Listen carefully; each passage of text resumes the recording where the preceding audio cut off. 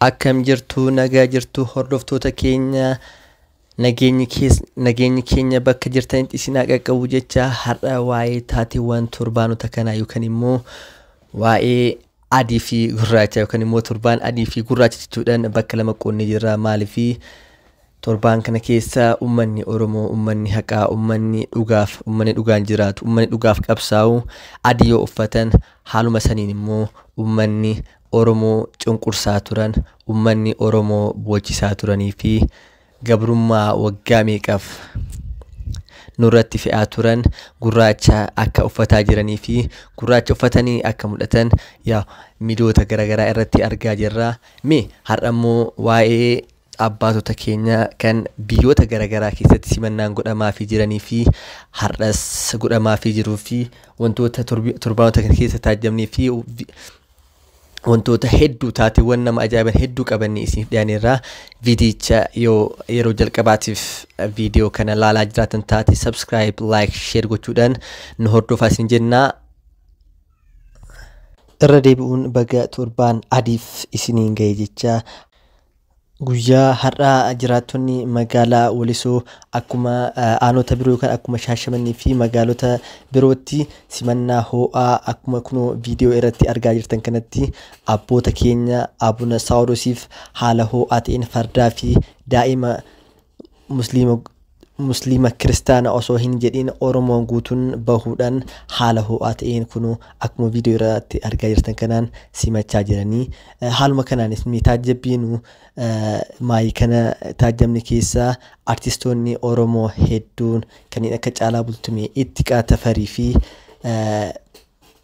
Galaanaa Garoomsaa fi artistoonni Oromoo guutumaan guuttachuun danda'ama adii uffatanii akka ummanni Oromoo tokkoomuu fi akka ummanni Oromoo tokkummaa isaanii jabeessaniif miidiyoota garaagaraa irratti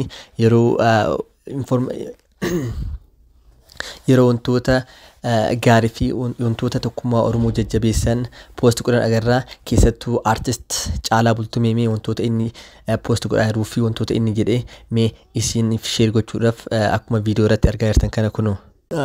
Artist Caalaa Bultumee akkuma beektan jabaa onnee sibiila fi nama sodaa tokko malee wanta keessa isaatii yaadee fi wanta itti amanee dubbatudha. Kunoo wanti inni jedhes akkuma viidiyoo irratti argaa jirtan kana ol utaaltullee gad utaaltullee odeessitus waan kuma dubbiin kalee seenaadha asiin deebi'u gonkumaa wanta baay'ee dhageenye wanta baay'ees agarre girri kana keessa nama hedduu wal barre. Mana namaatti seentee osoo yaaddu olaantummaa amala kee fokkuu kanatu si dhiibsise hundumaa dhifama amala kanatu si dhabsiise hundumaa qe'ee keenya nutu eeggata golee arfaniin kaane duwwaa dhuftee fuutee hin baatu walirratti naqqaane nuuf barisiisi gooftaa jabaan waaqayyo. Itti dabaluunis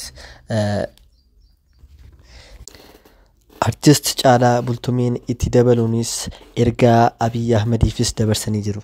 Innis abbichuu abbaa malaatiif jedha. Bakka ati amma waraante tun bakka mootonni asiin duraa hedduu tuquu sodaatan, bakka sabaa fi sablammoota qancarsaa ture, bakka amantiiwwan biroo sakaalaa turte, bakka shiraa, bakka dharaa, bakka ana caalan haa jiraadhuti. Waan ulfaatu tana cabsitee keessa lufnaan wacaa fi boo'icha dharraa tuffattee doonii haqaa kana bakka isaan malu buufata sirriitiin geennan harkasiif kennuun kiyya hin oolu.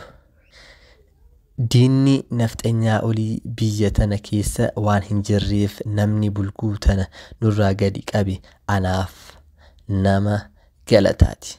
Lafa ati sirrii jirtutti si faana jirra hamma feeti taatu gaafa ormi duula ilma gosaatti yaatu gosti itti hin dhiiftu akka sirna gadaatti. Hattichi yoo harka namaatti ajjeefame hatticha jedhanii hin dhiisan gumaa isaa hin baasan gosti isaa. Hatticha ta'ee yoo nama ajjeese hattichi dur jibbinu jedhanii gosti gumaa irraa fudhachuu hin dhiiftu. Tun seera muraati, seera gadaati.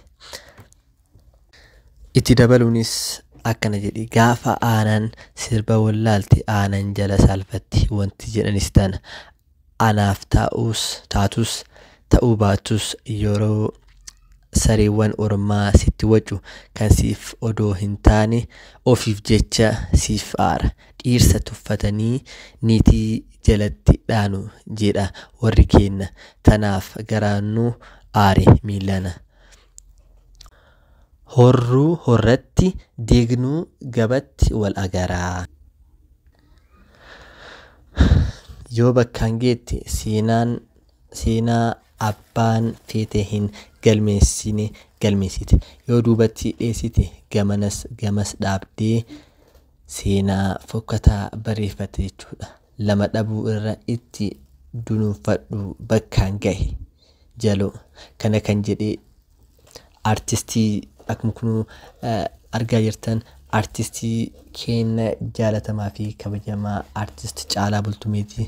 Itti dabaluunis namoonni artistoonni biroos wantoota garaagaraa yookaan immoo yaada mataa isaanii kennaa jiranii artistoonni akka Ittiqaa Tafariis wanta jedhan qabanii fakkeenyaaf artist Ittiqaa Tafariis sirba wanta sirba fakkaatu tokko akka walaloo godhee YouTube mataa isaa irratti gadhiisee jira.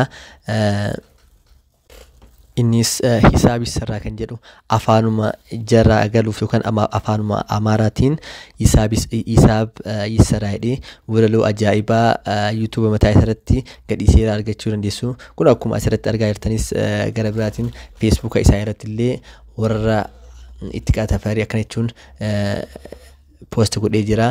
Warra garaa keessi summii arrabni keessan ashiitaa dabareen keessan bu'aa natu sirbii lafa dhiita hiquma hiqaa harki dabaree wal dhiqa jedhee suuraa ajaa'ibaa tokko kan diina garaa raasuu uffata adii uffachuudhaan gadhiisee jira. Kun akkuma viidiyoo irratti argitan. Haaluma kanaanis artistoonni akka Galaanaa Gaaromsaas yaaduma akkanaa culuqqisaa jiranii fi namoonni beekamoon garaagaraatis fakkeenyaaf kanneen akka Obsaa Abdiisaas yaaduma kan akka